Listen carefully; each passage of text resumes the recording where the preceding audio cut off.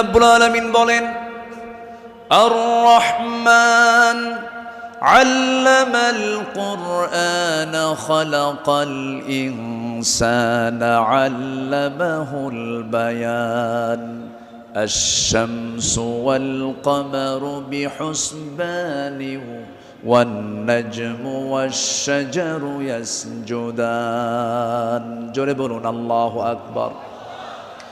তিনি রহমান, যিনি বান্দাকে কোরআন শিক্ষা দিয়েছেন।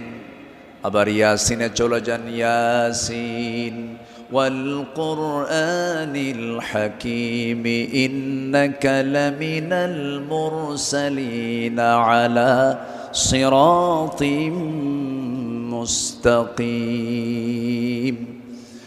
আল্লাহ রাব্বুল আলামিন এই কিতাবের পরিচয় অনেক সূরার শুরুতেই দিয়েছেন। আগে কিতাব সম্পর্কে বান্দা বুঝে নাও, সচরাচর অন্য কিতাবের মতো এই কিতাব এমনটা নয়।